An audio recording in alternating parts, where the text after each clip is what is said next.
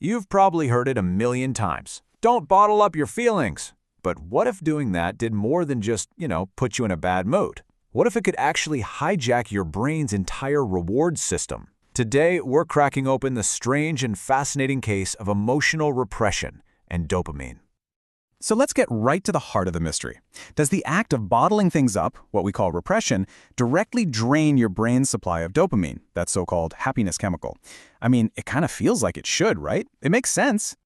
And boom, there it is. The scientific answer is nope, not at all. There is no direct, straight line from I'm not going to deal with this feeling to your brain suddenly producing less dopamine. It's just not how it works. But hang on, before you go, that no is just the first clue in a much bigger, much more interesting puzzle. The relationship isn't direct, but trust me, it is powerful. It's more like a series of dominoes falling, a fascinating chain reaction. And that's what we're going to unpack. Okay, so to understand this whole chain reaction, we first need to get a good look at our main suspect, emotional repression. What are we really talking about here? Now, the key word here, the one I really want you to focus on, is unconscious. This isn't just you deciding, I'm not going to talk about that. No. Repression is a defense mechanism. Your brain does it automatically, without you even realizing it, to push away feelings it thinks are too painful or maybe too shameful to handle. A lot of times it's a habit we learn as kids, maybe in a house where showing emotions just wasn't the done thing. So if it's unconscious, how in the world would you know it's happening to you? Well, those buried feelings, they've got to go somewhere, right? They don't just disappear. They tend to pop up disguised as other things, like this constant, low-level anxiety that you can't quite put your finger on, or sudden mood swings and flashes of anger that seem to come out of absolutely nowhere. Sometimes it's just a feeling of total numbness, like you're watching your own life from a distance. All right, suspect number one is in the lineup. We know what repression looks like. Now, let's follow the trail of evidence from that buried emotion all the way to the chaos it can cause in your brain. Let's look at the chain reaction. This is the whole playbook right here. It all starts at step one. A painful feeling gets shoved way, way down. But that creates a kind of void, a vacuum. So in step two, the brain gets desperate and starts looking for relief anywhere else. This is what leads to step three, these compulsive, excessive behaviors. And here's the critical part. It's those behaviors in step four that directly mess with your brain's dopamine system. And what do these behaviors look like in the real world?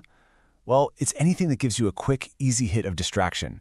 We're talking about things like overeating, compulsive shopping, maybe even chasing high-stress situations just for the thrill.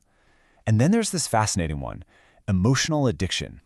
That's when you subconsciously seek out intense, dramatic situations over and over just to feel something, anything other than that deep-down numbness. But here's the thing about constantly chasing that quick fix. It's not a free ride. Hijacking your own reward system over and over has serious consequences, both for your mind and your body. Now this is where it gets really wild. The exact same root cause, emotional repression, can lead to two totally opposite results. How crazy is that? On one hand, you've got that emotional addiction, where you're constantly chasing thrills. That creates these huge artificial dopamine spikes, leading to a wild roller coaster of highs and crashes. But on the other hand, if this goes on for years, it can just completely burn out your system, leading to severe depression and something called anhedonia, the total inability to feel pleasure. And that is linked to chronically decreased dopamine. And all that chemical chaos we just talked about, it doesn't just stay in your head. Oh no, your body is keeping score. This constant cycle of stress and release can show up as sleep problems, being tired all the time, or sudden changes in your weight. In really extreme cases, messing with your brain's dopamine pathways that much can even lead to physical tics. So, after looking at all the evidence, after following all the clues, what's the final verdict in the case of repression versus dopamine? Let's be crystal clear, emotional repression itself doesn't directly drain your dopamine. It's not the one pulling the trigger, but it is the one loading the gun. So here it is, the final takeaway.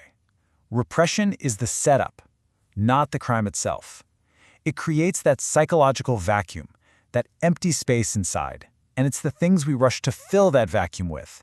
The shopping, the eating, the drama, those are the real culprits. They're the ones that hijack your reward system and send your dopamine levels completely out of whack. I want to leave you with this one thought, and it's a heavy one. Pushing your feelings down doesn't make them go away. They don't die. They just get buried alive. And eventually, they will find a way out, often in ways that are way more destructive than just facing the feeling in the first place would have been. Hey, if you found this deep dive interesting and it got you thinking, do us a favor and hit that subscribe button. We're always digging into the hidden connections that shape our world. Thanks for watching.